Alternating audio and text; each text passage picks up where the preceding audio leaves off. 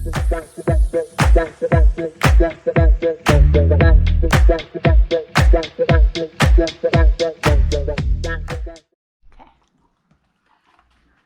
I'm Carol, and my co-host for today is Magic.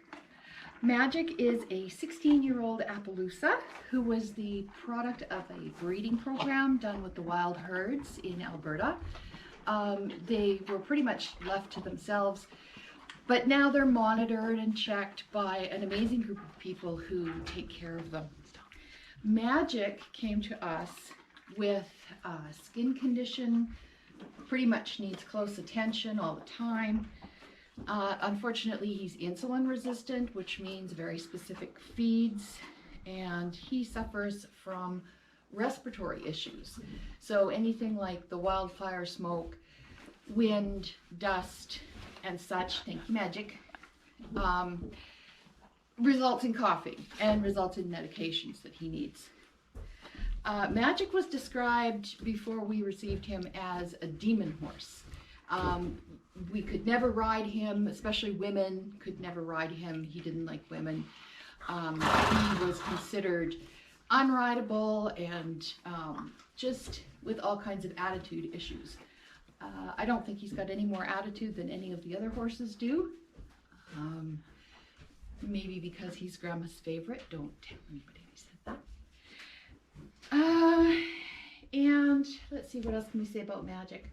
Magic likes to take people for rides. He's gone from being the demon horse to the bomb-proof horse. You pretty much put anybody on him, children. He takes Grandma for a ride on her birthday, and we love him to bits. Okay, that's enough horsing around for one day. Let's get on with the knitting. All right, I'm back from the barn, so let's get started. If you haven't watched my introduction video, my name is Carol, and I'm coming to you from the southeast corner of Alberta, Canada. Today is Wednesday, the 8th of November, and the winter is starting to close in on us out here.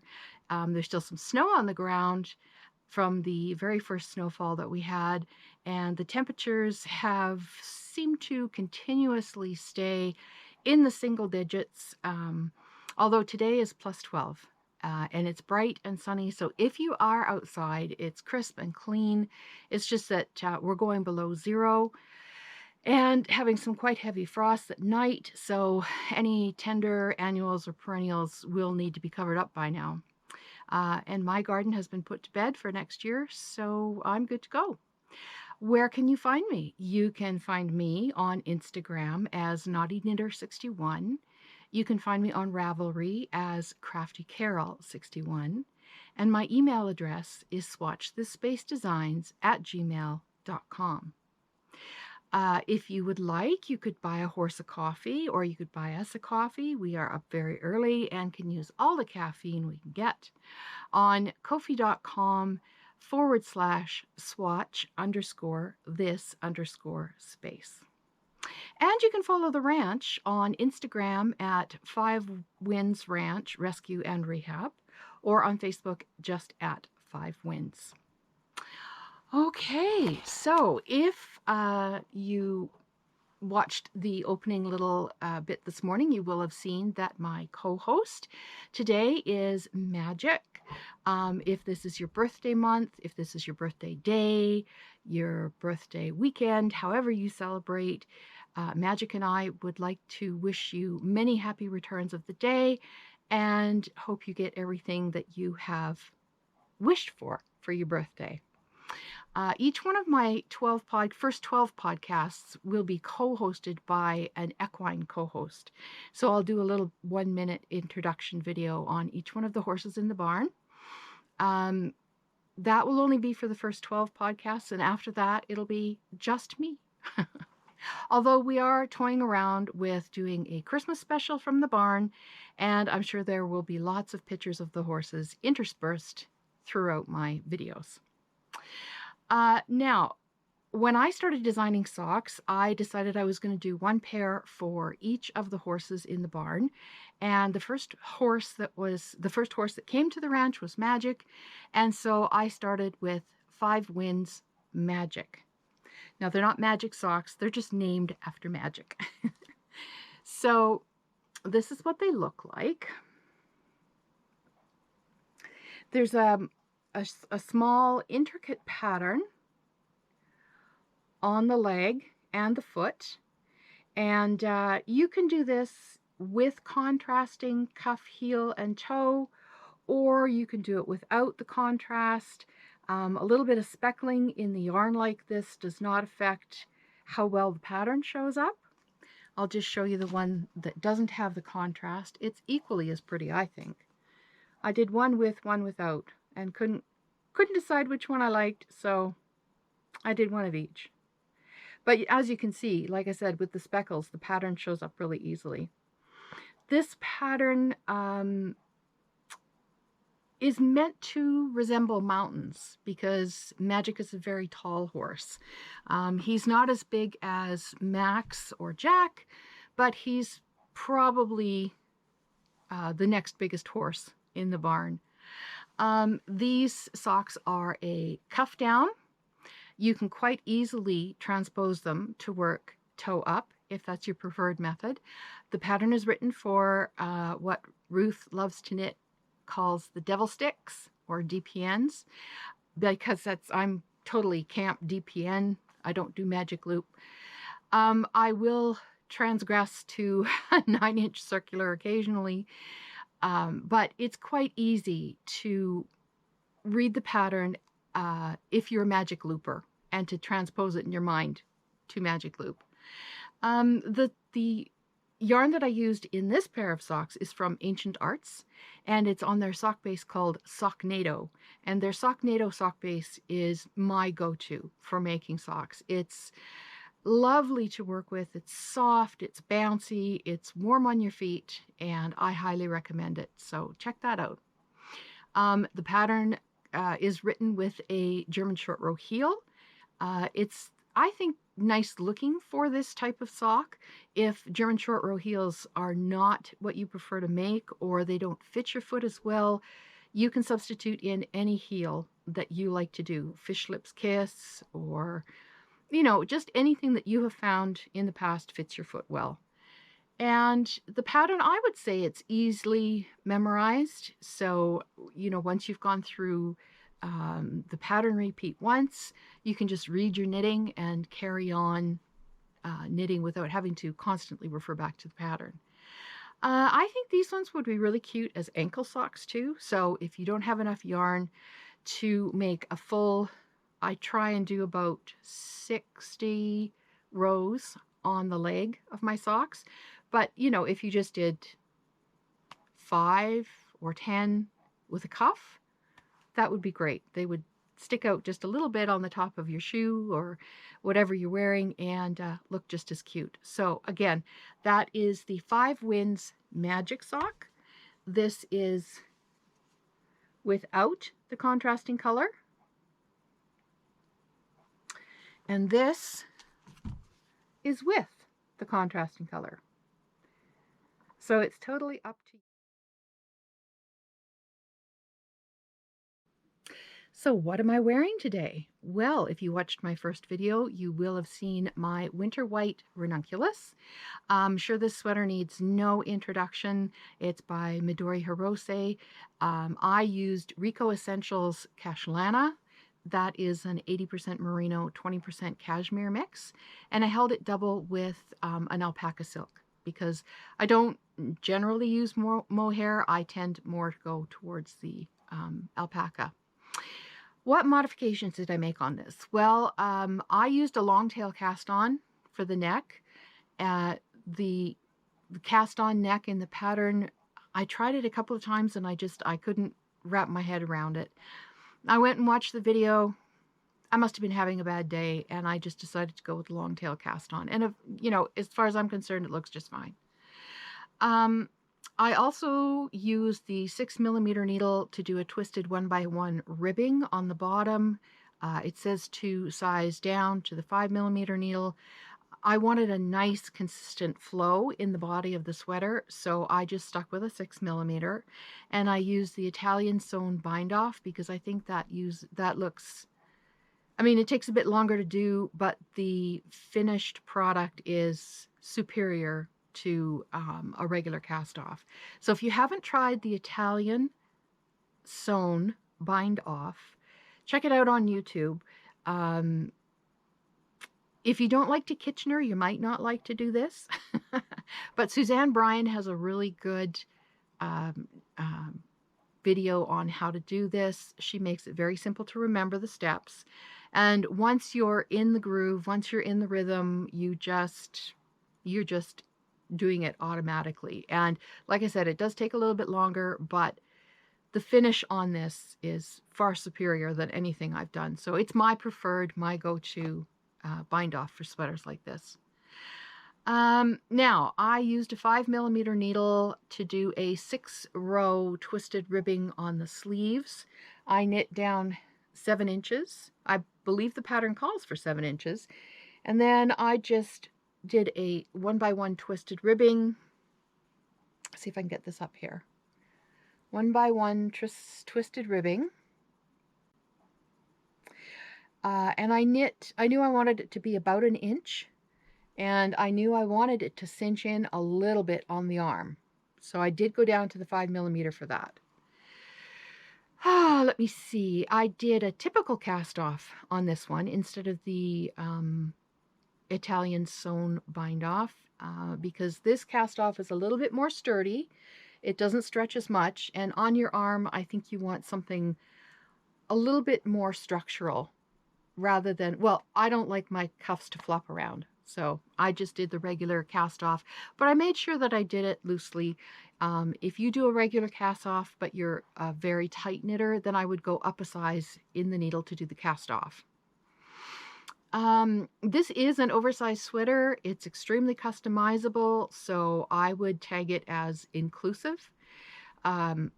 I think everyone from someone who wears a size 6 to someone who wears up to a 5X or 6X could quite easily, if you run your numbers properly and get your gauge, then you could customize it to the size that you want. So in that respect, I can recommend that pattern. The pattern is very well written. I think I'm going to say there's about 12 or 15 pages, but it's not because, oh my gosh, it's complicated. It's because she gives you options all the way through, all the way through. So, you know, this one is kind of fun to sit down, print it out, grab a cup of coffee, and just grab your highlighter and go through it, see what you like, see what you don't like, change them up, and then get to it. Now, I just want to remind you that Diana and Katie from the Fruitful Hands are still running their Fall into Ranunculus Make-Along 2023. They're using the hashtag on Instagram. I believe it's running till the end of November. So because this ranunculus knits up so quickly, I would say that you have loads of time to make yourself one. And you don't even really have to finish. There are people that have made 2. There are people who are still halfway through their first one. I already have 2 ranunculus or ranunculi. It's like coffee. So I don't think I'll be making another one till next year because I have other things on the radar that I want to make.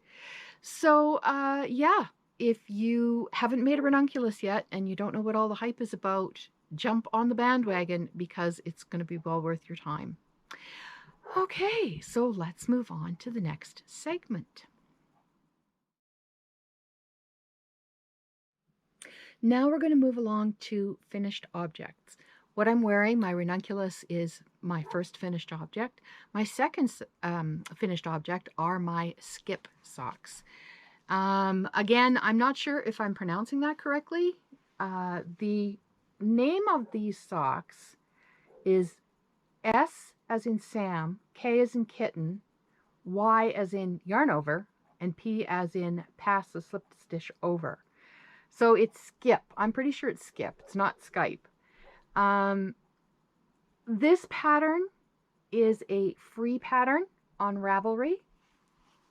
It was published in 2009, so it has been on Ravelry for quite a while.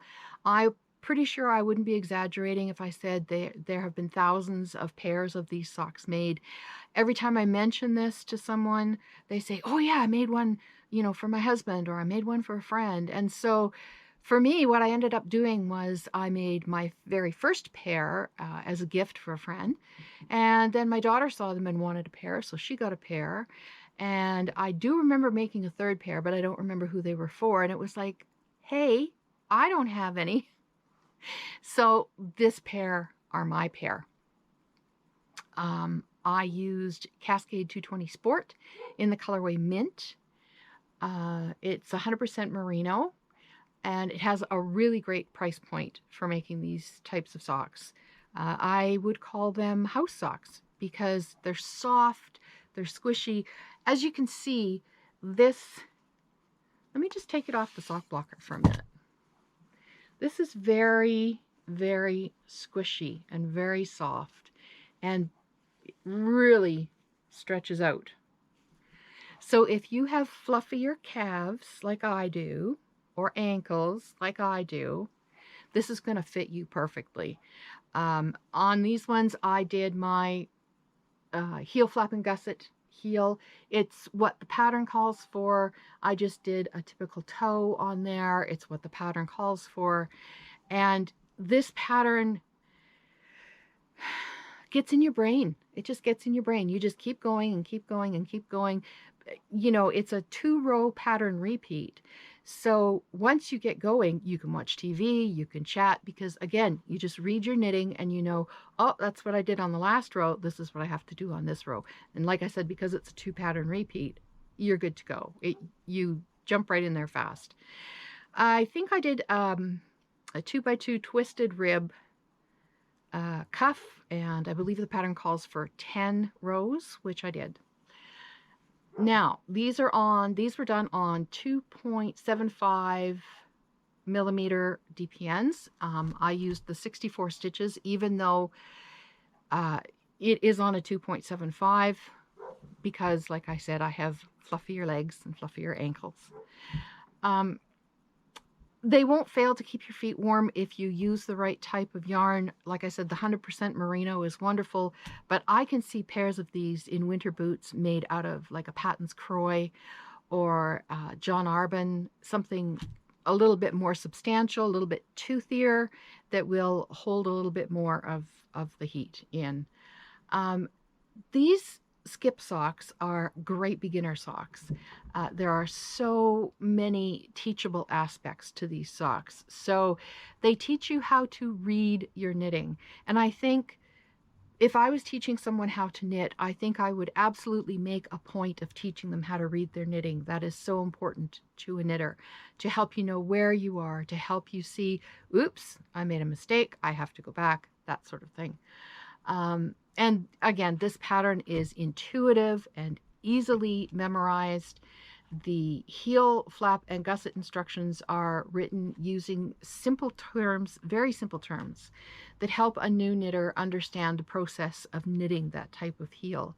And after all, there's really just 5 parts to a sock, and the heel is the most complicated.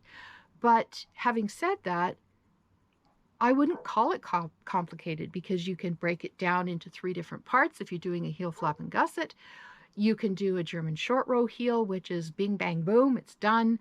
I mean, the options out there for heels are unlimited. So once you stumble onto the one you like the best, then you're off to the races with that. Let's move on now. Those are all the finished objects, to works in progress. So, works in progress. My first work in progress, actually my first 2 works in progress, have been sitting waiting for me very patiently to get back to them since January of this year. Both of them are shawls, and both of them are very intuitive patterns. So you can switch back and forth between the 2 and do a section on one shawl one day and a section on the other shawl the next day, and which is what I hope to do. But you know, knitting, pretty things, squirrel, and yeah. So these are waiting for me to come back to them. The first one is a hap. It's called Sunshine on the Path, and it's a traditional farm hap from Trondeleg. Trondeleg? Yeah. And I'll just hold this up like this. Excuse the crumples. It's been crumpled for a while. I seem to have a bit of a shadow today. Sorry about that. This pattern, I'll put a picture up, is by Patricia Ann Fortune of Knitography Farm Design, and it was published in June of 2020. It's got 5 stars on Ravelry. This is my second Sunshine on the Path. My first one was done in purple. I'm using Rama Fennel PT2, and the colorway is 6310. So it's a really pretty mint color.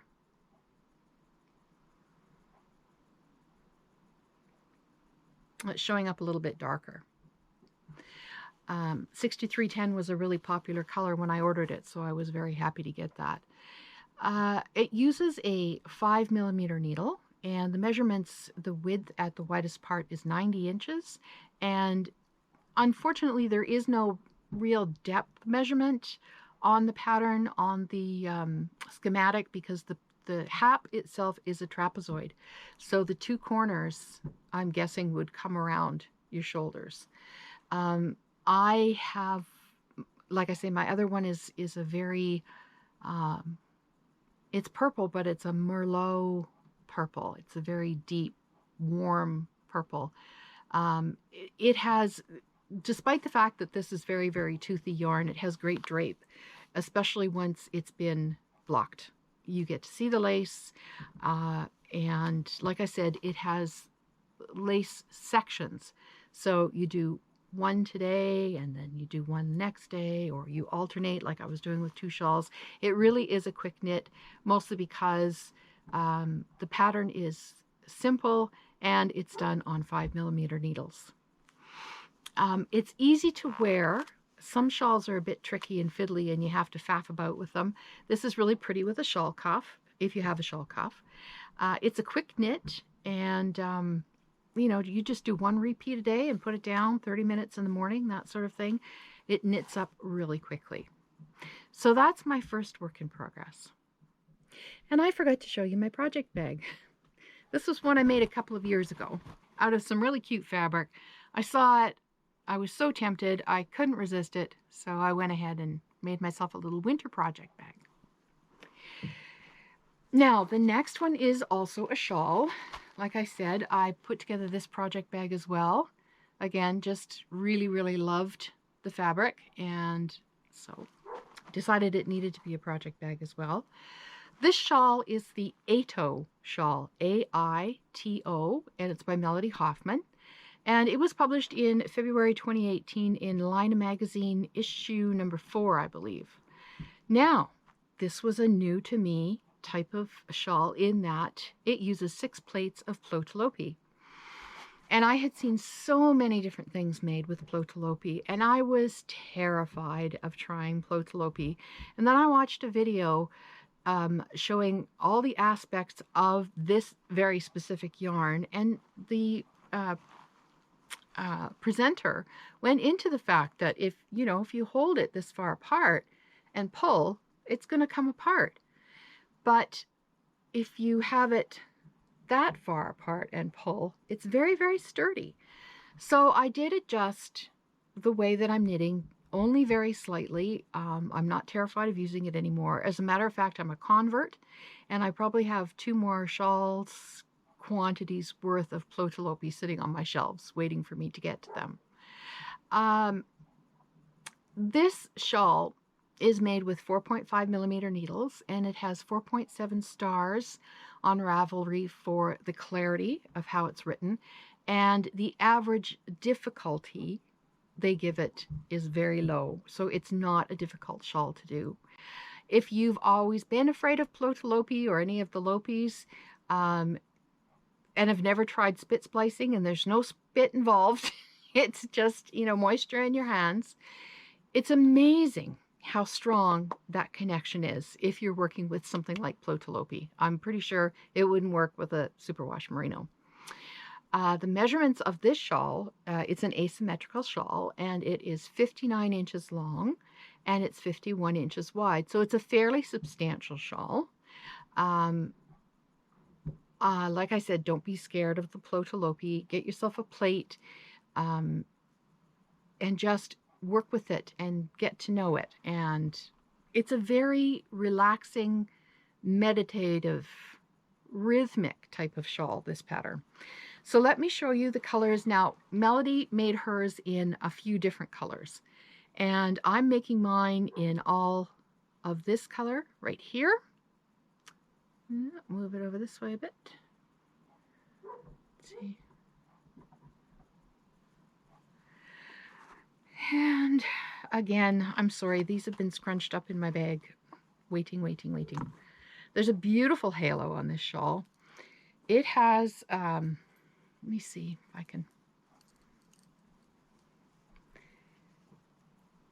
It has garter stitch and then lace, and then garter stitch and then lace, and then garter stitch. So that's what I mean by doing a repeat per day, is just, you know, one day you do all garter stitch, the next day you do the lace, the next day you do the garter stitch, the next day you do lace. And if you've never seen how Plotalopi is sold, it's called plates because it literally looks like plates. And it's not an expensive yarn. Like I said, get yourself a plate and play with it a little bit. Decide whether you like the feel, whether you like the touch. Once it is blocked, it blooms. It is a toothy yarn, so it's not going to turn into merino, but it isn't, I wouldn't classify it as scratchy once it's been blocked. Once you use something like a soak or a eucalan, it's actually quite nice against your skin. So those are two of my works in progress right now. Let's move on to the third one. Okay, my third work in progress is living in my flannel jammies bag. The top of this is nice flannel, or flannelette, and the bottom is just quilted squares. It's, what would you call that? A flat bottom. And I wanted to use up some of the old flannel that I had laying around, so I went for it and made a project bag. Now, this is a very brand new sweater that's out. I know last time I talked about doing the Miss Arena, but I saw this one and it was sort of like butterfly, and I was off to the races. This is the What the Fluff sweater. And last time we were together, I had talked to you about my tomatoes in the salad yarn, and I didn't know what I was going to use. I didn't know what I was going to use it for. Well, that's fine, because I went and bought 3 more skeins of my tomatoes in my salad. That's gorgeous colors. And I'm also pairing it with some alpaca silk. So that's my color combination. Now it's interesting, if you've never worked with mohair and fingering weight or alpaca silk and fingering weight, you'd be surprised at how much the addition of mohair can actually change the color of what you're doing. This skein of yarn, to me, when I look at it right now, it reads browns or goldens or that sort of thing. And that's why I chose to go with that color of alpaca to hold it double. But this little voice in the back of my head said, you know, you've got some really pretty green downstairs. Just put the green with it. So when I was swatching, I did a little bit of this. I think this color is called curry. And then I did another one that was a not a forest green, but a bit lighter than a forest green. And one red brown and one red green. So depending on the mohair that you're holding with your fingering weight, it can change the whole look of your base yarn. And when I showed what I'm working on to my husband, he said to me, I hope you don't fall in a pile of leaves this autumn because we'll never find you. And I thought, that's exactly what I was going for. So it's working. So this is my What the Fluff so far. And you can see the greens and all the, I mean, the mohair sort of wipes out the cream color in here a little bit. But this is your V-neck in the front.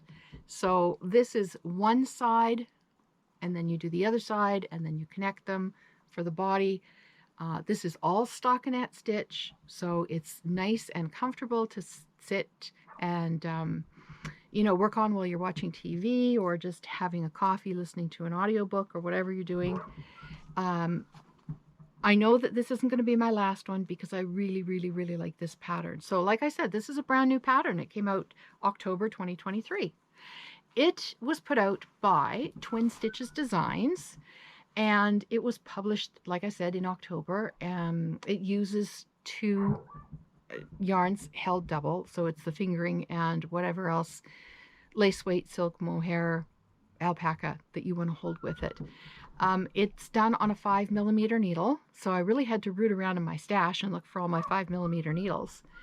And I would call this an inclusive pattern because it does go up to a finished bust size of 68.5. Now, the ease suggested is between 4 and 7 inches, but still, if you did the full 7 inches of ease, that's still a 61, 62 inch bust. So not bad. And again, if you want to make it bigger, you just crunch your numbers and just make it that little bit bigger.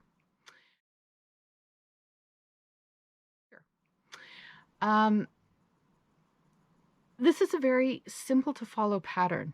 And when I looked at the picture of the pattern, I thought it was knit in the round, but it's not.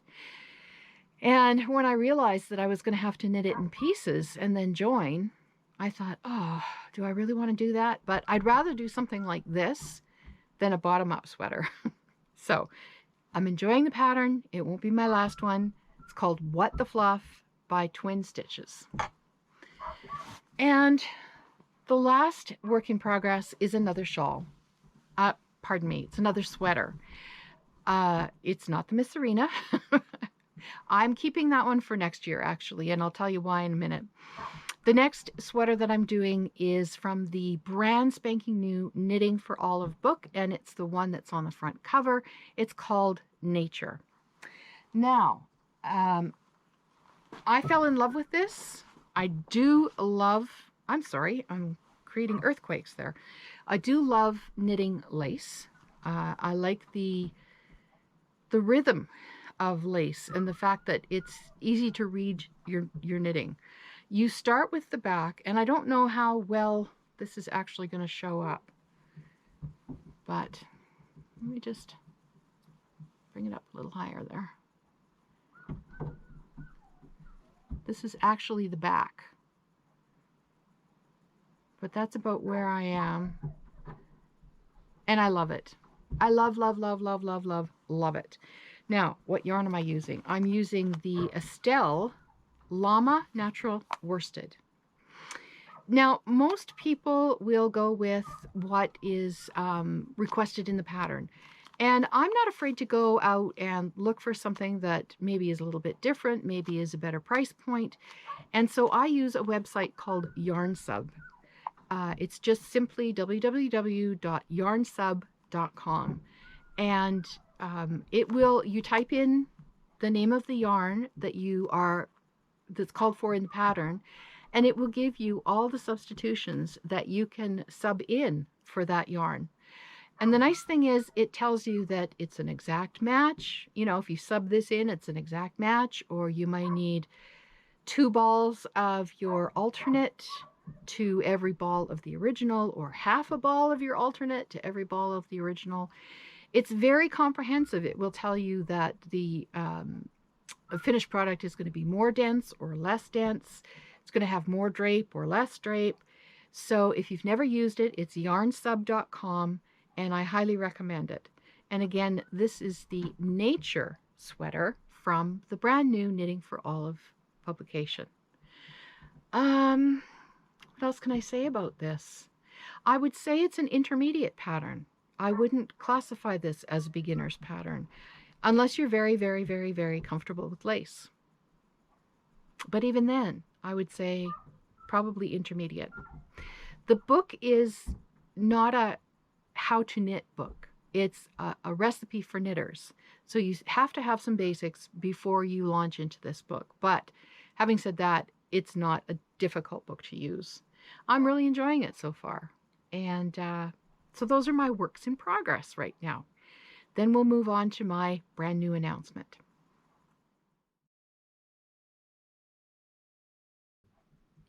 Okay, so this announcement is actually for 2024. If you've been watching my Instagram posts, you'll see that I'm going to run a make-along in 2024. I've been feeling the call for color work again, and I've got a couple of whips that are unfortunately languishing. One is a pair of socks. Another is a pair of fingerless mitts from one of the Shetland Wool Week magazines.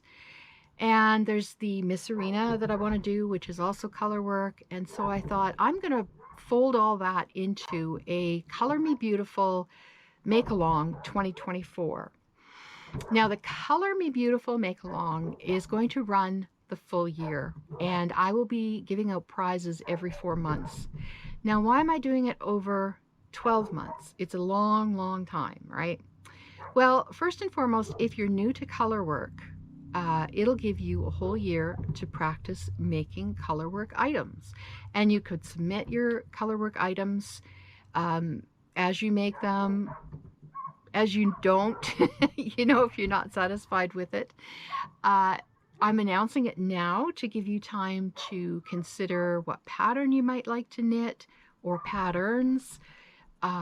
There are some great sweaters out there that are new on the horizon.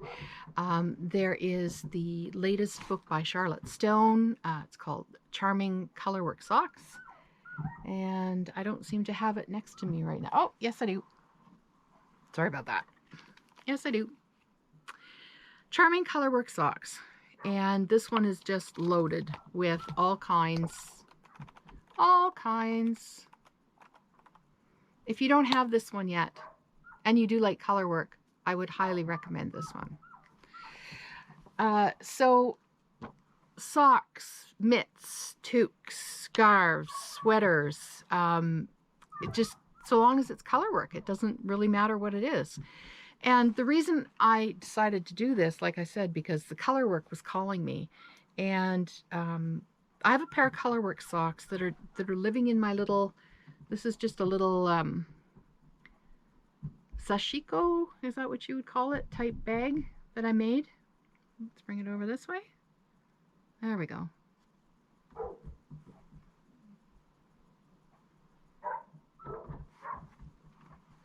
And these have been waiting patiently beside me, patiently, and I keep looking at them, saying, yeah, I'll get back to you. But these are a beautiful pair of colorwork socks, and you know what? I would have to look back into my knit companion because I seriously can't even remember the name of this pattern. And those of you who do color work out there will remember the name of this pattern. But I really want these socks. So these will probably be the first things that I pick up on. So like I said, I'm announcing it now so that you can have time. You've got like just under 2 months, 7 or 8 weeks. I'll probably start the first week in January. Lots of time to pick out a pattern or two, to pick out a sweater. Maybe if you've always wanted to do an all-over color work that you know is going to take you a year, this is going to be the time to do it. An all-over color work pillow top. Some of those that I've seen are just stunning, So, and of course, the other option that you can do are my Ode to Joy socks. And I'll put a picture up here of my Ode to Joy socks.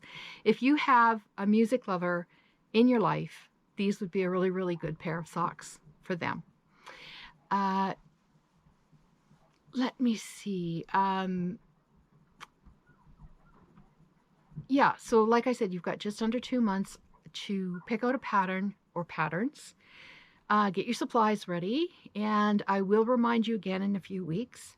And in the meantime, just browse through Ravelry, see what you like, see what's in your queue waiting for you patiently, and come join me in the Color Me Beautiful Make-Along.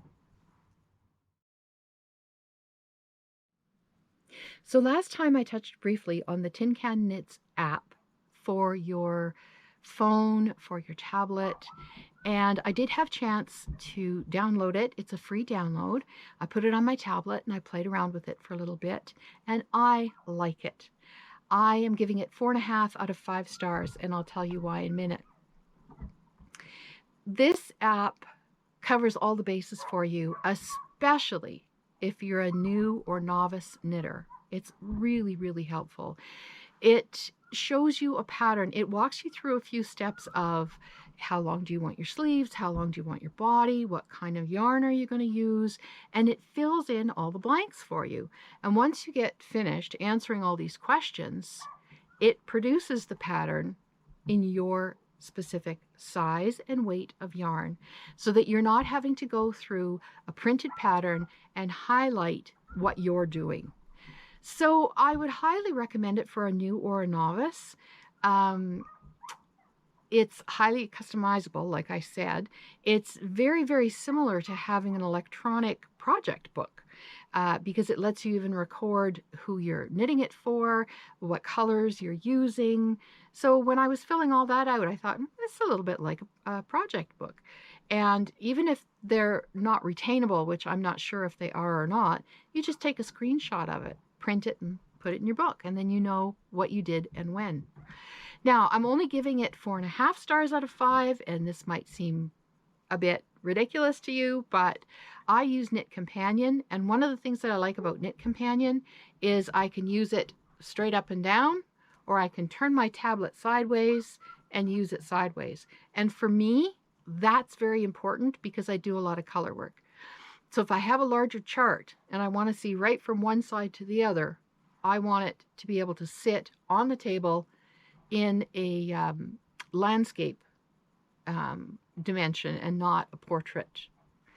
So 4.5 out of 5. And as soon as they fix that, I'll give them 5 out of 5 stars. But try the Tin Can Knits app.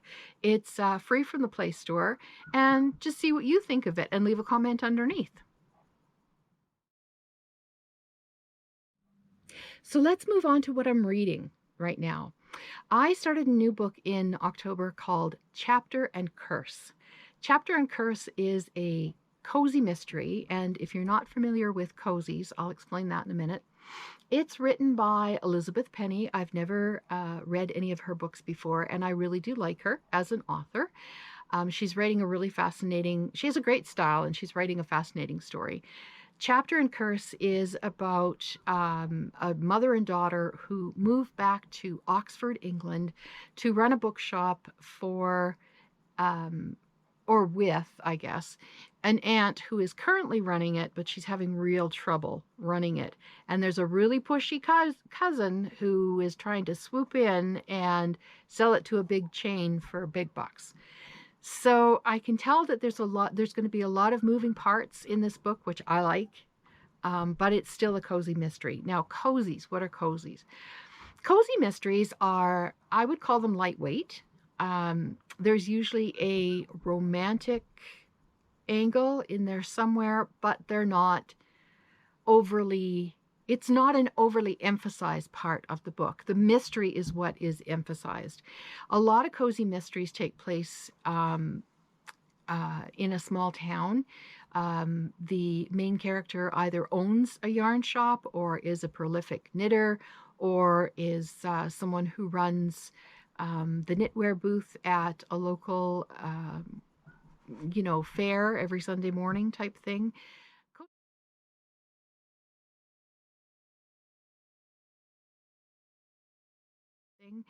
Cozy mysteries are really, they're a quick read, they're an easy read, they're a comfortable read, and I tell you, once you go down that path, it's really hard to stop. Now, my favorite author of all time for cozy mysteries is Ellery Adams. And the very first book in her series that I read was The Secret Book and Scone Society. 3 separate words: Secret, Book, and Scone Society. And that's actually explained in the first book. And when I first got it from the library, I thought, this is a goofy title, but it makes perfect sense once the author explains it in the book.